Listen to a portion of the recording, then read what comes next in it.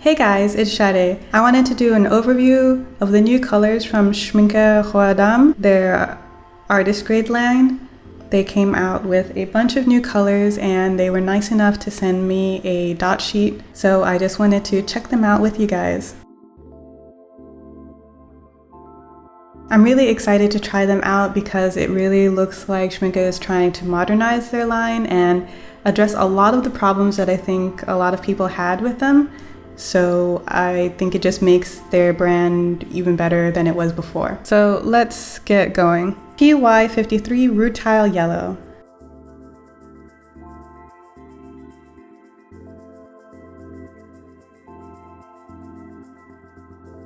I already have this pigment as PY53 Nickel Titanate Yellow by Dana Rowney, but their color is a lot lighter and a lot cooler than this one. This is a really warm version of this color.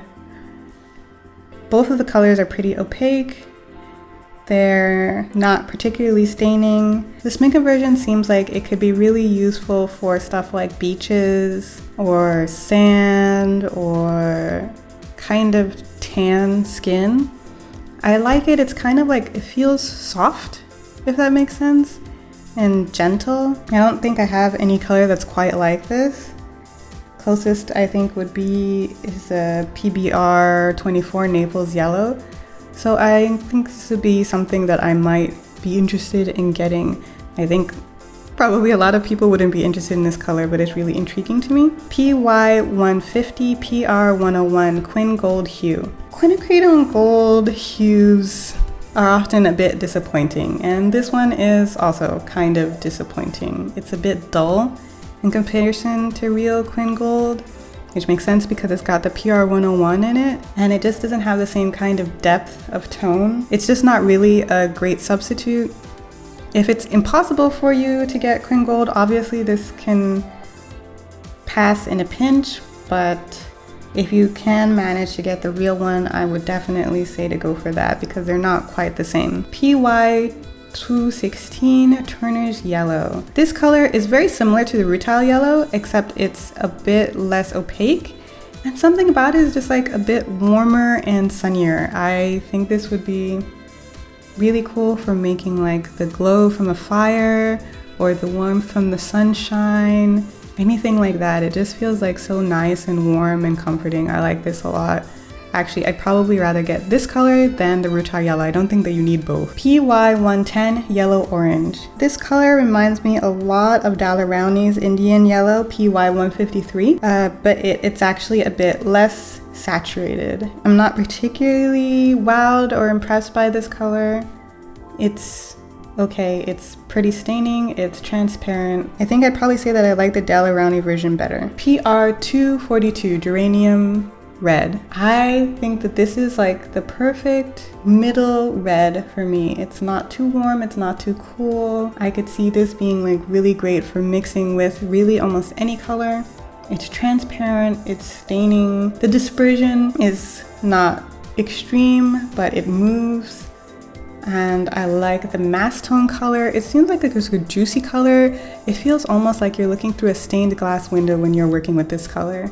I really like it a lot. The next color is PR188 Vermilion Light. So this is sort of like if you took the geranium red and like made it a lot more dilute.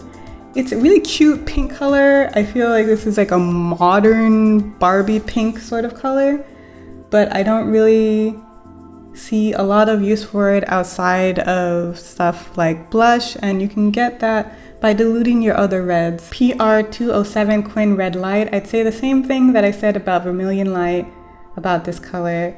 It's pinky, it's a little warmer than the Vermilion Light, but it's a color that you can definitely achieve by diluting other red colors, so not something that I think that is super necessary for your palette. PR178 Perylene Dark Red. I already have PR179 Deep Red from Schmincke, which is really one of my favorite reds because I use it to make all of my shadows.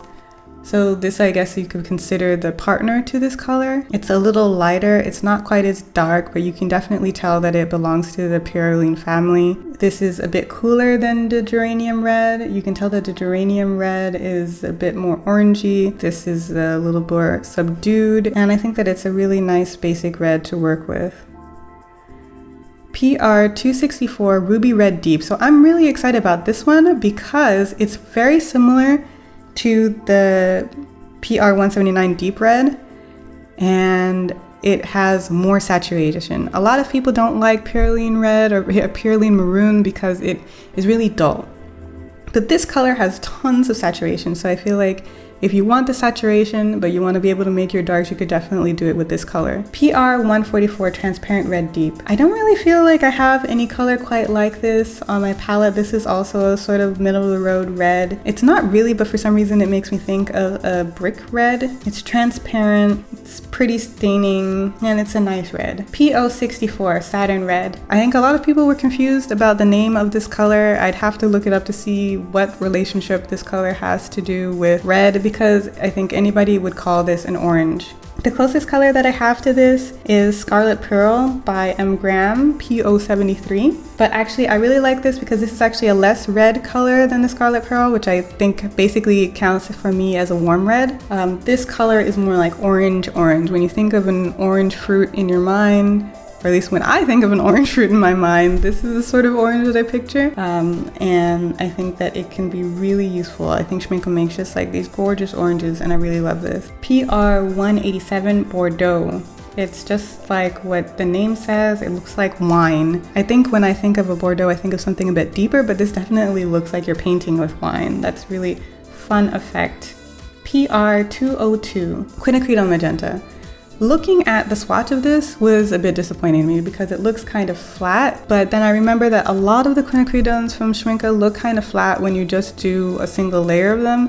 Where they really shine is when you are glazing them, and I really love them that way because you can really control the intensity of their quinacridones better than with other brands. That being said, it's really similar to PR122 Purple Magenta, and at least from this swatch, I don't really see any reason to get that one over the 122, especially since the 122 makes like the most beautiful purples. So there's that. PR233 Potter's Pink. This is such a unique color, and I really want to do a pigment spotlight on this color. It's more useful than you think it would be.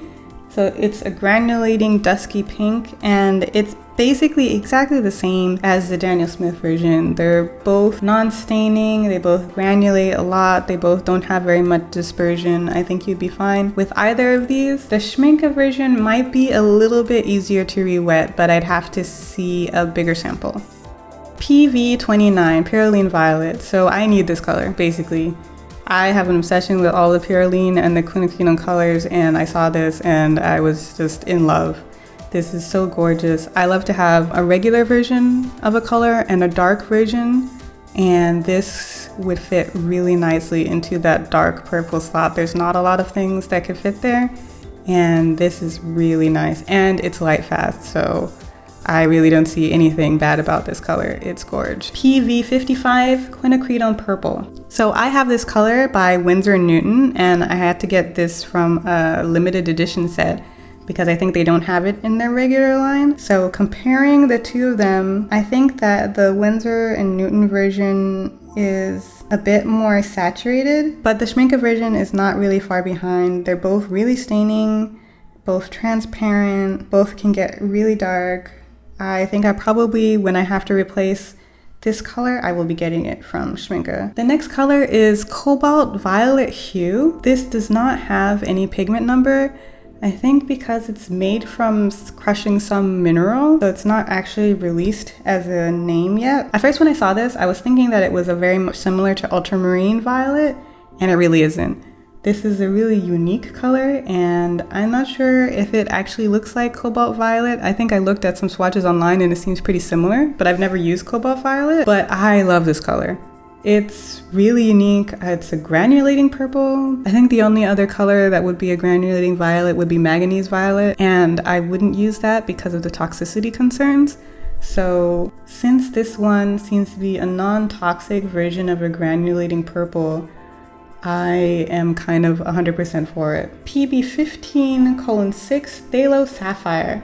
So I know this is a color that everybody was losing their minds over. To be honest, I don't really see what the big fuss is about it. One thing that I think that is really good actually is that they fixed their problem with their phthalo blues, because they do have 2 phthalo blues in the line, but one of them was not really a red shade, and I feel like this one makes a bit more of a space between the 2 different kinds of phthalo colors that they have. The Phthalo Blue PB15:1 that they have is a lot cooler than this color, and this color is a lot warmer than the M Gram Phthalo Blue. This is a lot more similar to the Phthalo Blue Red shade by Rembrandt, which is a nice color to have if you want a non-granulating ultramarine. So they're French ultramarine. I am a really big fan of Schmincke's Ultramarine Finest, which is their super ground ultramarine blue.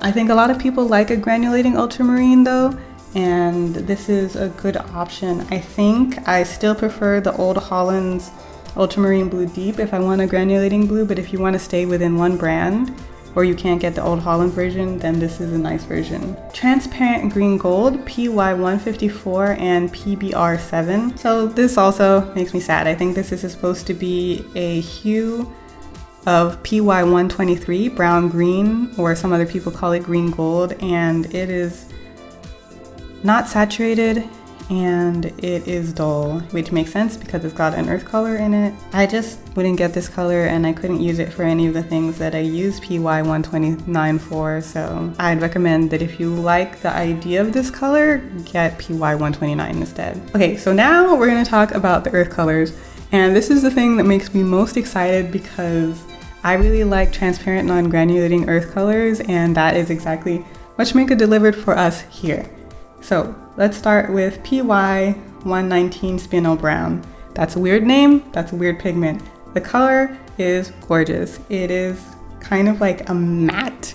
It feels furry. It feels like matte velvety color. It has really low dispersion. I think you could see in like really heavy dilution a bit of granulation, but generally I wouldn't say that it's granulating. This color and a couple of the other colors kind of remind me of my nephews when they get really sunburned. It looks like a nutty color. I really like it, and I think I'd use it for animals for sure, landscapes, and for skin tones. I really like it a lot. It is a bit opaque, so if you want it to be 100% transparent, you should probably actually look at the color that I'm going to swatch in a little bit, the Transparent Sienna, which is probably my favorite sienna ever. Okay, so Maroon Brown. This is a natural color, and it's really curious because it isn't just one color. It's got this brown color, but then underneath it has like this black granulation or flocculation.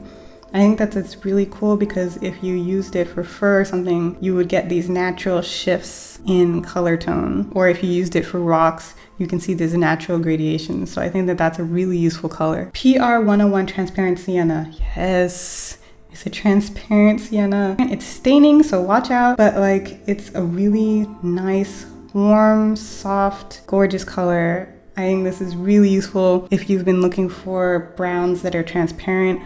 I think actually all of my favorite transparent browns are from Schmincke, so if you were the kind of person who's into that, look into this brand. PY42 Transparent Ochre. Now, you know that I do not like yellow ochre. I do not. But this is gorgeous. I was so surprised when I swatched out this color because I was totally ready to hate it. But it's transparent, it's non-staining, it's non-granulating. It is just wonderful. I really love it. So if you have like had the same problems with yellow ochre that I've had before, I would definitely check this out. It reminds me a lot of Old Holland's Raw Sienna Deep, which is PBR7, or Naples Yellow PBR24, but it's transparent. That's just so perfect. PBR6 Mars Brown. So this color is kind of like, while the other ones were warm browns, here we get a cool brown, and once again it is transparent, which is so amazing. It's slightly granulating. It's got a little bit of that kind of dark thing that's going on with the maroon brown, so I still don't know if I would use this in a portrait, but it's still really cool because you can use this for landscapes or something like that, and you don't have to worry about extreme granulation or opacity issues. Next is PBR7 Green Umber. I really like green earth colors. They're really rare. I have a green earth from Rembrandt that's PG23, and when I saw that this was PBR7, I was really confused how this was going to be green umber, but I can see it. It's kind of like, actually the color that you would definitely actually call this is sepia. Natural sepia that actually comes from the cuttlefish basically looks like this color. I think that it's really cool. It's transparent. It's kind of staining. Actually, this would probably be really nice for shadows. Instead of a neutral tint, if you wanted something a little more unique, I would go with this color. So some more transparent browns. PR101 Transparent Umber. So this color is granulating, so that made me a little sad. It is also staining. But it definitely is transparent. I don't think I've ever seen a brown this dark and this cool that was also transparent. So that's really interesting, and I think that it could be useful for people who don't mind granulation in their browns as much as I do. PBR33 Mahogany Brown. This color is really unique. I was not expecting what happened here.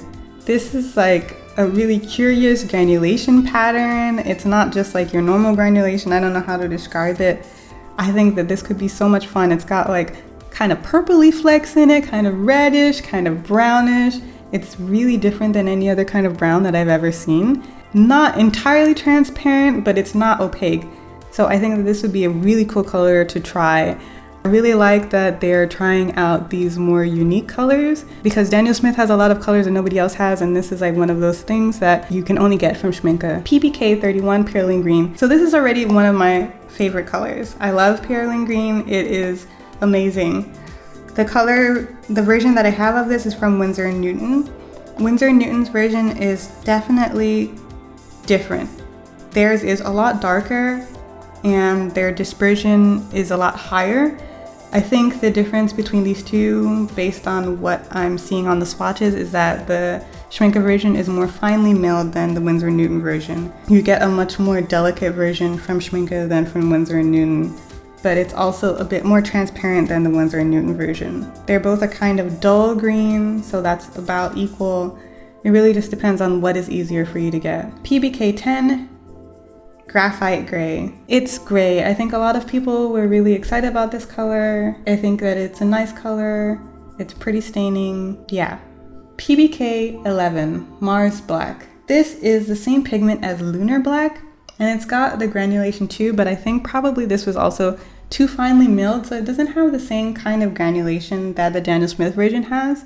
And that's what I really like about the Daniel Smith version, so I wouldn't get this version over that one. PR122 Plus Dye Brilliant Opera Rose. So there are a lot of versions of this color. I'm comparing it to the Winsor & Newton version and the Holbein version. The Holbein version is just, what is wrong with the Holbein version? The Holbein version of Opera Rose is just crazy. It's hard to look at. It's actually difficult to look at because it's so bright. The Schmincke version is definitely not like that, and neither is the Winsor & Newton version. I think I would say if I had to choose between the Winsor & Newton version or the Schmincke version, I would go with the Schmincke version because it has less of a kind of granulating feel. It has less of a blue undertone and it feels more pure pink to me. Yeah, it just feels a lot cleaner than the Winsor & Newton version. But if you're just going for burning your eyeballs with saturation, then get that Holbein version because I don't know what they're doing with their pigments, but they're doing something and it is absolutely insane. So I thought that that was really cool, the different colors that they had, and especially the browns really updated it because the biggest sore point that I ever had about Schmincke was that their earth tones were all multi-pigment colors and really opaque and not really pretty. And now they have a ton of really gorgeous, really unique earth tones.